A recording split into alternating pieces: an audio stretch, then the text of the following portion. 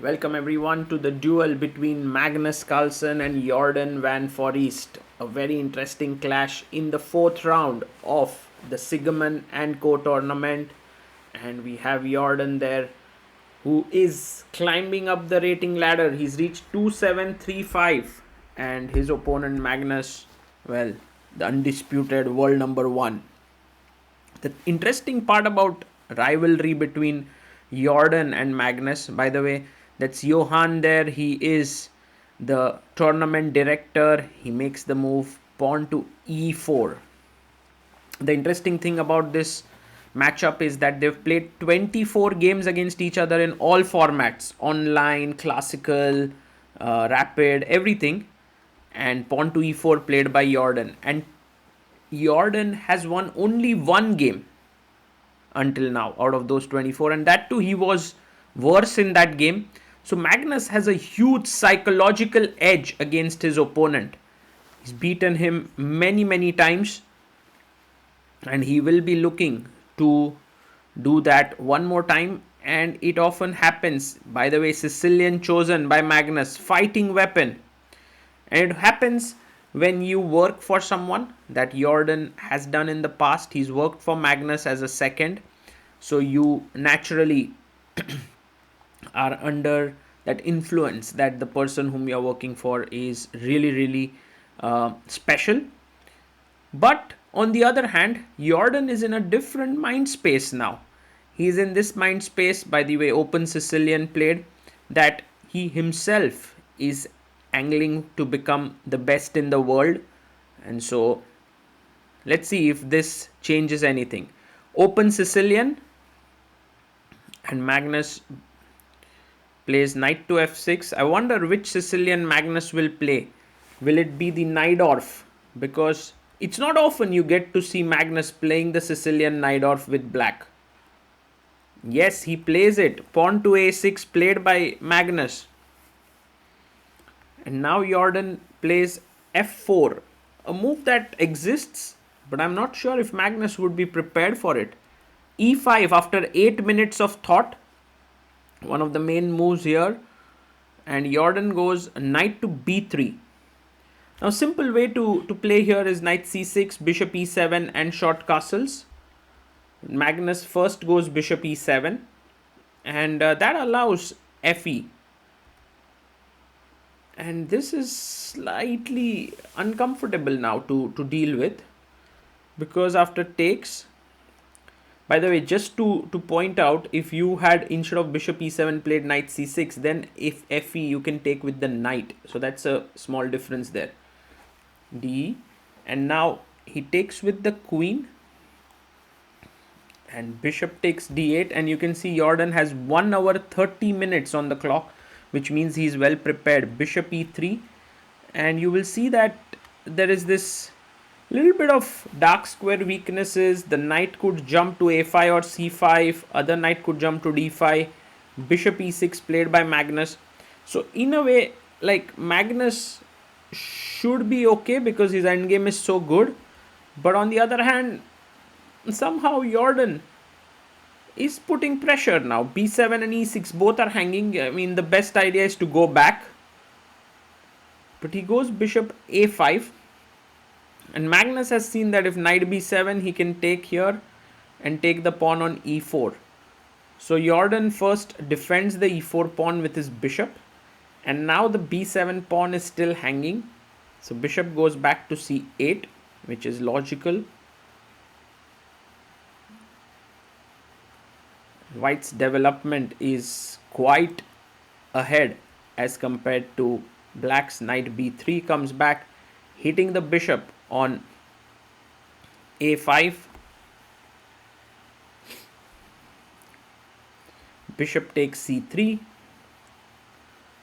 And you know, often we can see that these pawns are doubled, but what we fail to recognize are the weaknesses on the dark squares. They are so deadly often. Like, for example, the king no longer can safely sit on e7 because a check will hassle him. So bishop d7 played. Maybe Magnus just wants to put his bishop on c6, and Jordan jumps in to a5. Bishop c6 played by Magnus, defending as well as attacking here the e4 pawn. And if you take here, he wants to take back with the knight. So rook b1 played, putting further pressure on the b7 pawn. Magnus now gets the e4 pawn. Bishop takes e4. Knight takes on e4. And notice the time on the clock. Magnus down to 14 minutes only. Rook takes b7. The rook is active. The knight is well placed. The bishop is well placed. You can castle here, but Magnus decides to first develop his knight. Jorden castles. And now he has rooks active. Wow, look at those rooks. By the way, snatching the pawn is brave, maybe good, but he goes rook c8. And maybe this gives Jorden the time to save his pawn to c4. Yes, he plays pawn to c4, defended by the knight. Magnus goes knight to f6. And now knight c6, a beautiful move. Because if you take the knight, there's a check and you lose the rook. But Magnus takes it.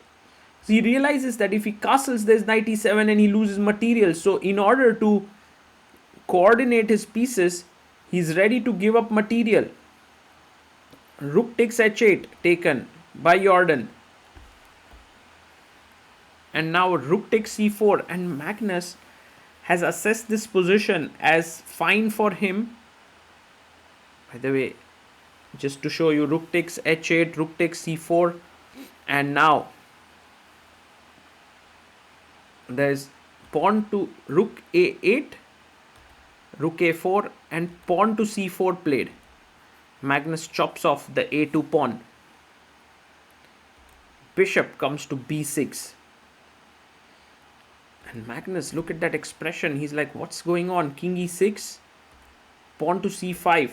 We are on move 27. Magnus has to make 13 moves in less than 2 minutes on the clock. Rook c2 attacking the c5 pawn and now takes here. The best move here is knight d5, but he makes a mistake, king e7. The point about knight d5 was that now you're putting pressure here, and after this you have king d7. But somehow after king e7, check. By the way, there was rook e1, which was very strong. It's all very difficult to understand these moves, but already Magnus has the only move, king e6. Plays it. And Jorden comes back. Rook a6. Magnus is okay with a draw for sure. And now rook e1. Once again, you have the chance. Because knight c5 is met with rook e5. That's the point. But he goes rook d1. Slight inaccuracy. But again, if you take here, there's bishop d8, which leads to a mating attack after rook a8. So, knight d5 played by Magnus. He brings his knight. Bishop d8 check. Oof, what a move. And Magnus comes back. King here. You can't take the knight. Mate. So, rook a8 played. f6, bishop takes f6, king f7. Magnus somehow with just a minute on the clock finding all the good moves. Here bishop g5 and he takes the pawn. And now once again he is in a situation where he should be able to hold this. Bishop c1, trying to get the bishop activated from the other diagonal. h6 played. Maybe there was a better move, rook c2 here, but h6. And now rook a7, bishop a3, both moves very strong. He gives a check.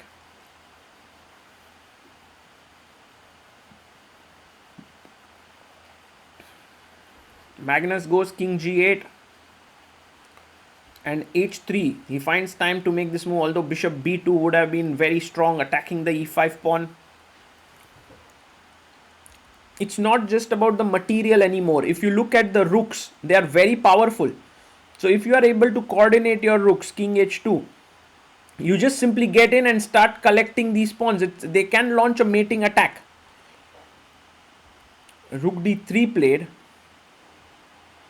And this was the 40th move because Jorden was also going low on time. And Magnus on the 40th move goes wrong with rook c5. If he had played rook b1, his chances to hold would have increased. But rook c5, this does allow bishop b2 as a move.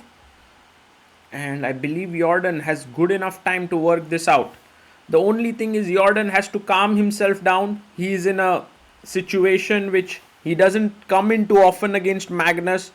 A dominating position after move 40. Knight to f4 played, attacking the rook. And now rook c3, offering a trade of rooks. He goes rook g3, attacking the pawn here. And Magnus goes to h5 with his other rook, with his other knight. And now rook c3, offering a trade. Very interesting. Rook d5. Well, there's no time for rook c7. Even black is coming in to attack here. So rook c2 makes a lot of sense. I'm stopping rook d2 from coming in. King h7. And Jorden goes bishop a1. He's dropping the bishop back. Keeping an eye on the e5 pawn. Knight g6. The knights are good pieces when the action is happening on one side of the board, which is what is happening here. The only worry for Magnus is that his king is weak and somehow the g7 point is weak and the bishop is very active. So he's not able to control the game. There's no stability as black. Rook d1.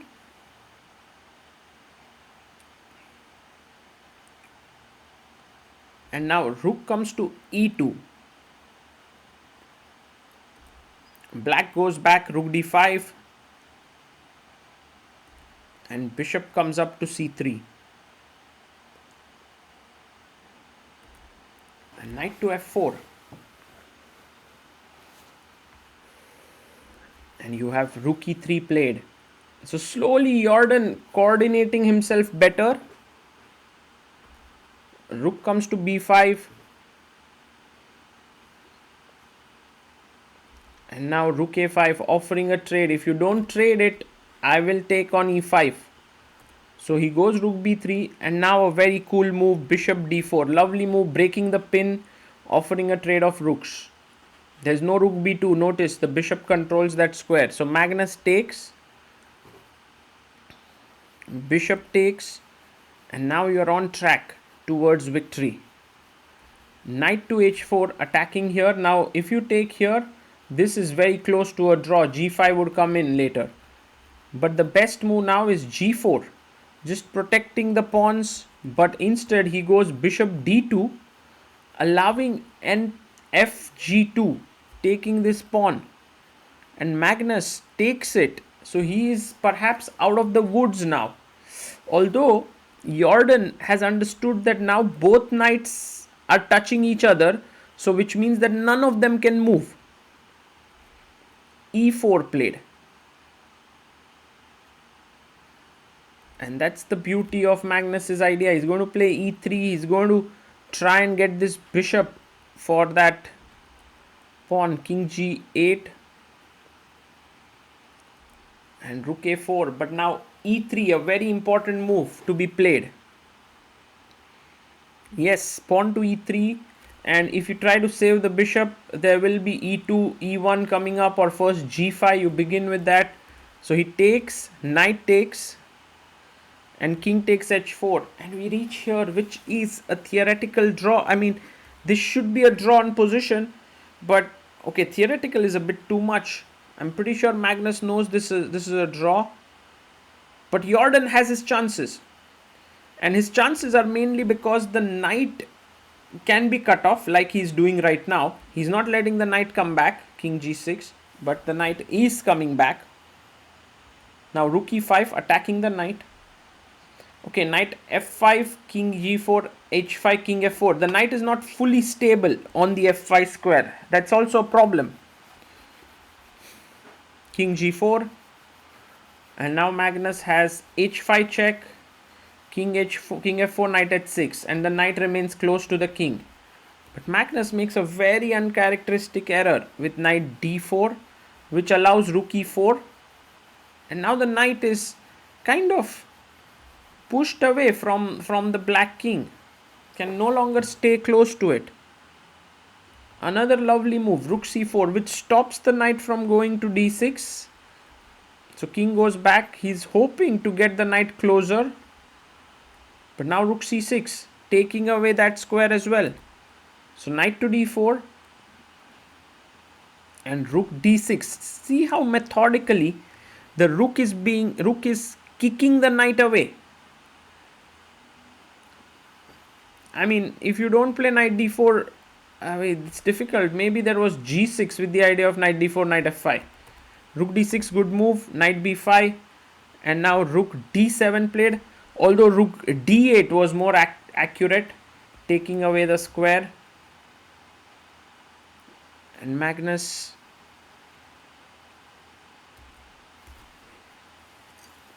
now plays knight to c3. A big error.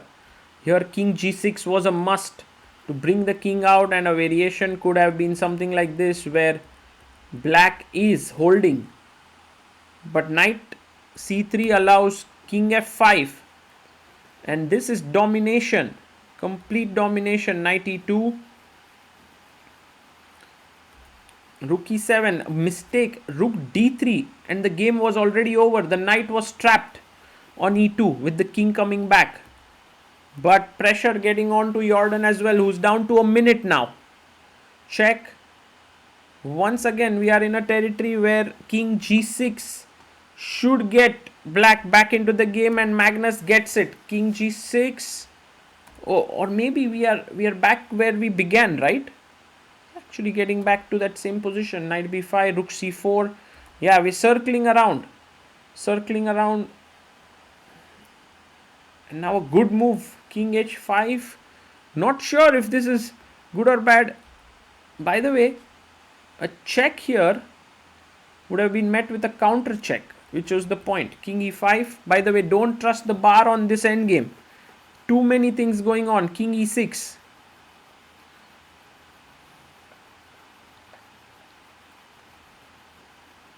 Knight to a3 played. And rook d4. The position is again in the drawish margin. Knight b5. Can Magnus hold this? Rook d3. King h4 makes sense. He brings the king up. h5, g4 is the idea. King e5, h5. Let's go. Yes, pushing forward. h5. Rook b3. And now knight c7. But he goes knight a7, which is also okay. The knight has to survive. Meanwhile, black is trying to create a passer. g4 would have been good. Knight comes back. Rook c5. And now once again knight a7. Important, but he goes knight a3. A blunder. And maybe a very important mistake, because now king f5. And he finds it. This time it seems like the game is over. Knight to b1 and rook c2. Oh my god, he should have given a check first, king here, and then taken these pawns. But rook c2, knight a3, giving a chance again. Rook b2, g4. Magnus played that with 2 seconds on the clock. Takes. And now rook g2, even king f4. The idea is now take this pawn. King h5 and rook a2. He had to play king f5, threatening here, but knight c4. And maybe Magnus is once again saving himself. Knight versus rook is a draw, but knight away from the king can get trapped. Rook c2, and now very important move, knight b6. But he's going ahead again. Oh my goodness. Can't believe Magnus making these many errors in the endgame. But I guess these are the kind of endgames which are so difficult to understand even for a human. Even with the engine's help, it's difficult to explain why a certain move is good or bad. But here you can see knight b5 was losing to rook c5 check. So knight b1 and now rook d3 is just domination. Plays rook d3, the knight cannot move at all, and the king, if it comes to h4, it's over. He resigns the game. Magnus Carlsen loses the game to Jorden van Foreest, and I think Jorden thoroughly deserves victory in this marathon encounter.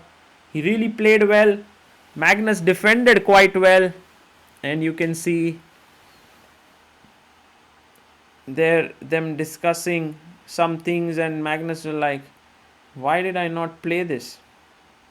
And this is a little bit of rustiness that Magnus is facing. And with this, in fact, Magnus slips down to 2 points. And there's one guy who's taken the sole lead, and that is Yazkan Erdogmus, the youngest in the field, is on 3 out of 4 now. He won his game against Nils Grandelius.